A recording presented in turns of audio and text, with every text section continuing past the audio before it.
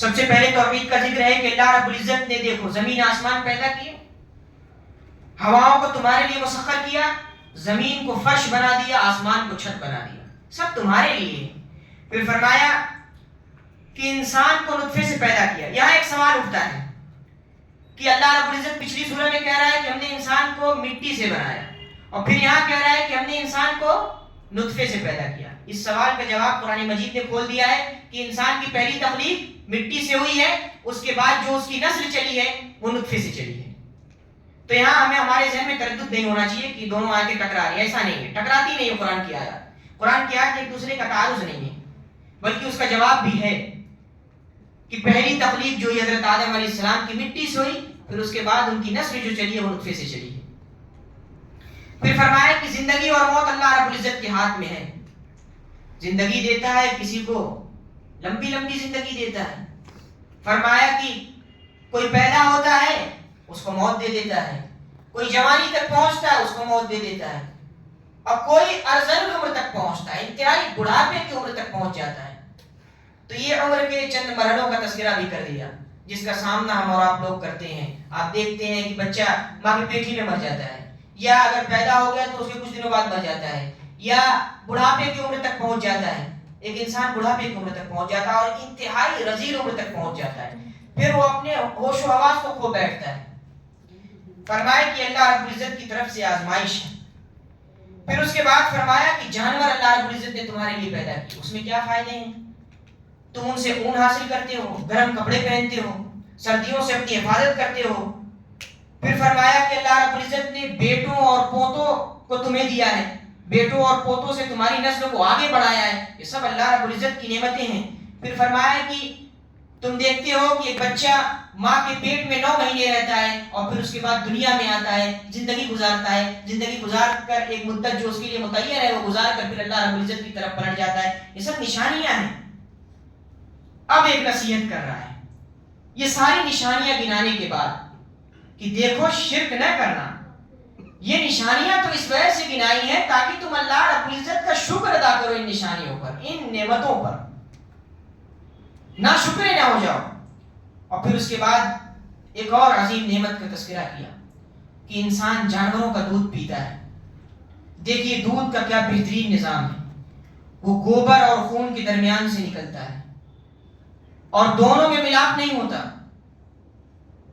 وہ غلیظ چیز کے درمیان سے نکلتا ہے لیکن خالص ہوتا ہے، پاک ہوتا ہے اور ملاوٹ نہیں ہوتی اس میں۔ کیا بہترین نظام اللہ رب العزت کا ہے۔ پھر اس کے بعد فرمایا کہ یہ بات جان لو کہ اللہ رب العزت نے شہد کی مکھی بنائی ہے، دیکھو اللہ رب العزت کی کس طرح وہ اطاعت کر رہی ہے۔ اس کو حکم دیا کہ تم پھولوں کا رس چوسو۔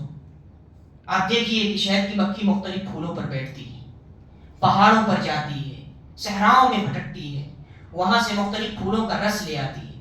یہ اللہ رب العزت کا حکم ہے، اللہ رب العزت کی وہ اطاعت کر رہی ہے، اس کے حکم سے نافرمانی نہیں کر رہی ہے، اور پھر جو اس سے شہد نکلتا ہے اس میں تمہارے لیے شفا رکھتی۔ تو یہ نشانیاں، ان پر غور کرو گے تو اللہ رب العزت کے لیے راہیں ہموار ہو جائیں گے، اللہ رب العزت کا راستہ پا جاؤ گے، وہ راستہ جو کامیابی کا راستہ ہے۔ فرمایا کہ تمہارا بھی معاملہ یہی ہونا چاہیے کہ تم بھی زندگی بھر اللہ رب العزت کی اطاعت کرو، جس طرح شہد کی مکھی اللہ رب العزت کی اطاعت کرتی ہے۔ ایک چھوٹی سی چیز ہے، جب وہ اللہ رب العزت کی اطاعت میں اپنی پوری زندگی جو اس کے لیے متعین ہے گزار دیتی ہے تو ہم اور آپ ایک لمبی عمر پاتے ہیں، 60 سال، 50 سال، 40 سال، تو پھر ہماری زندگی بھی اللہ رب العزت کی عبادت اور اطاعت میں بسر ہونی چاہیے۔ اس کے بعد فرمایا رسول ہمیشہ انسانوں میں سے آتے ہیں۔ یہ مشرکین کہتے ہیں کہ اگر اللہ رب العزت کو رسول بھیجنا تھا تو کیوں نہیں فرشتوں کو بھیجا؟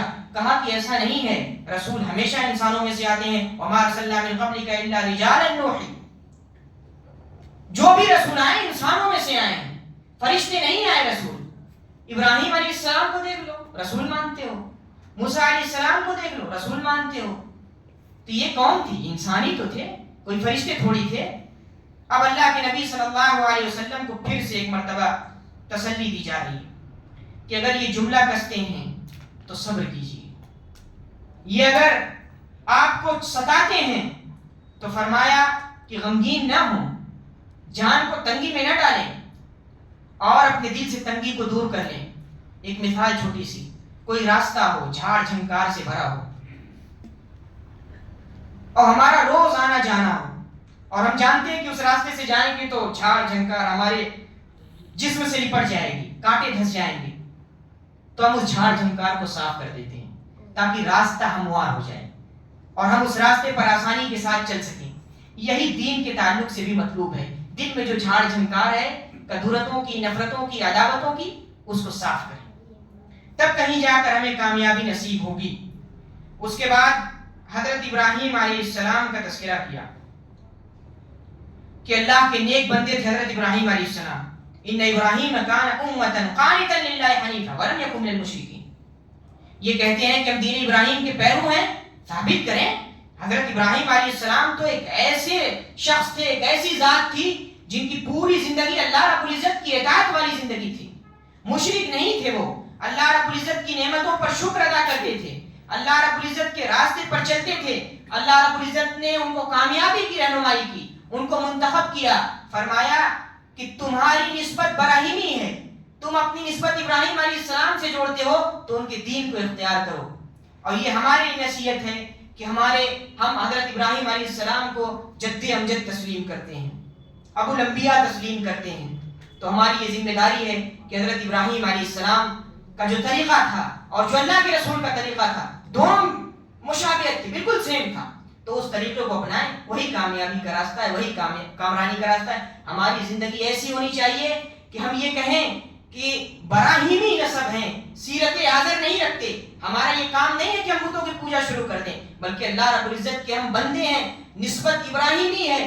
اور فرمایا کہ جو غیر اللہ کے آگے جھکے وہ سر نہیں رکھتے. ہمارا سر ایسا نہیں ہے کہ ہر در پہ جھکے، ہمارا سر صرف ایک در پہ جھکتا ہے، اللہ وحدہ لا شریک کے در پر.